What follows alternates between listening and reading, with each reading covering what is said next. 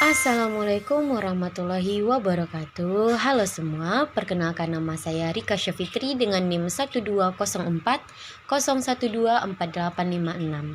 Kali ini kita membahas tentang komponen pengambilan keputusan dengan dosen pengampu Bapak Muhammad Haris Eskom, MSOS. Nah, di sini ada 3 pembahasan.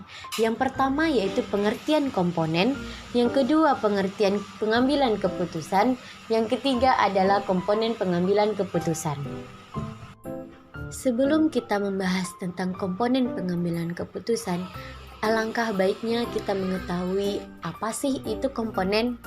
Nah, makna kata komponen adalah bagian dari keseluruhan atau unsur-unsur yang membentuk suatu sistem atau kesatuan, bisa diartikan juga sebagai unsur atau teman-temannya. Nah, contohnya di dalam kelas terdapat komponen penting yang akan mendukung murid untuk belajar, yaitu guru atau dosen. Jadi dapat disimpulkan, komponen ini adalah hal penting atau unsur utama yang memberikan pengaruh terhadap sesuatu yang sedang terjadi atau yang akan terjadi. Yang kedua yaitu pengertian pengambilan keputusan. Pengambilan keputusan adalah melakukan penilaian dan menjatuhkan sebuah pilihan. Keputusan diambil setelah melalui beberapa perhitungan dan pertimbangan-pertimbangan dari beberapa alternatif sehingga dapat diambil keputusan yang terbaik. Menurut Siagian, pengambilan keputusan adalah suatu pendekatan sistematis terhadap suatu masalah, mengumpulkan fakta dan data penelitian yang matang atas alternatif tindakan.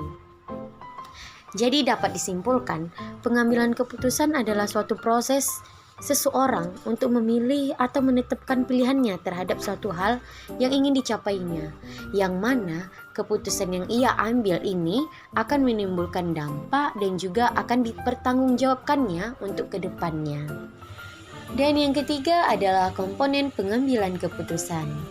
Nah, yang pertama, brainware atau orang yang mengambil keputusan merupakan orang yang memiliki tanggung jawab atau kelebihan untuk membangun, menjalankan, untuk mengambil keputusan yang benar, baik di dalam organisasi maupun perusahaan. Istilah orang di sini bukan sembarang orang, tetapi orang yang memiliki kompetensi atau keterampilan serta keahlian. Nah, jika di sini tidak ada orang yang mengambil keputusan, tentunya keputusan itu tidak akan terjalankan, tidak akan terjadi. Nah, komponen yang kedua adalah model pengambilan keputusan dan alat atau teknologi pengelola data informasinya. Model dalam pengambilan keputusan seperti gambaran suatu masalah dapat berupa grafik, gambar, data, dan informasi. Teknologi informasi yaitu ilmu yang mencakup teknologi komunikasi untuk memproses, menyusun, menyimpan dan mengubah data dengan berbagai cara untuk mendapatkan informasi yang bermanfaat atau berkualitas. Teknologi informasi berfungsi untuk membantu baik perorangan ataupun suatu grup dalam membuat atau menyimpan informasi dan menyebarkan informasi dengan cepat dengan menggunakan media komputer, handphone, televisi, dan perangkat elektronik lainnya. Komponen yang ketiga adalah kriteria, maksud atau tujuan proses pengambilan keputusan yang ditetapkan dari awal. Nah, ada beberapa kriteria atau nilai-nilai yang mempengaruhi perilaku membuat keputusan. Yang pertama ada nilai-nilai politik, yang kedua ada nilai-nilai organisasi, yang ketiga ada nilai-nilai pribadi, yang keempat nilai-nilai ideologis, dan yang kelima ada nilai-nilai moral. Nah, berbagai macam nilai itu saling mempengaruhi dalam mengambil kebijakan pengambilan keputusan. Prioritas dari masing-masing nilai ini setiap orang akan berbeda-beda, tergantung situasi pada saat mengambil keputusan atau kebijakannya. Nah, di dalam mengambil keputusan ini tentunya memiliki tujuan target atau hasil yang diharapkan dari keputusan yang diambil. Misalnya, jika ada orang yang ingin membeli kendaraan, tentunya mereka pasti memikirkan untuk apa sih kendaraan ini. Nah, jika sudah tahu, maka pengambilan keputusan akan mudah dilakukan.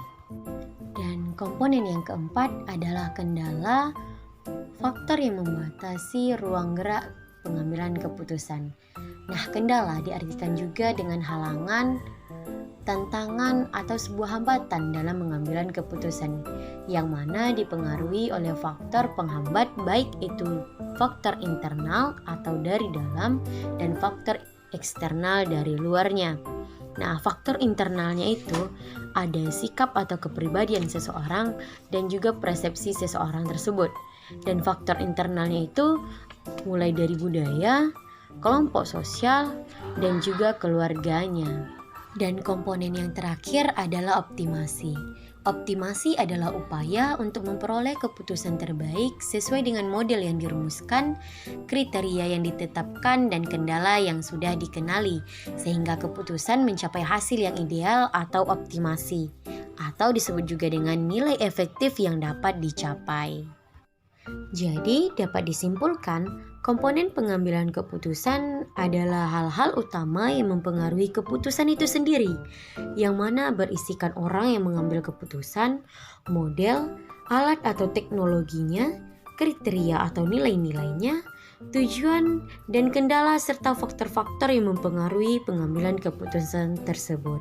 Sehingga keputusan yang diperoleh adalah keputusan yang terbaik, baik untuk diri sendiri maupun khalayak ramai. Baiklah, sekian materi komponen pengambilan keputusan yang dapat saya sampaikan. Sampai jumpa lagi. Wabillahi taufiq wal hidayah. Wassalamualaikum warahmatullahi wabarakatuh.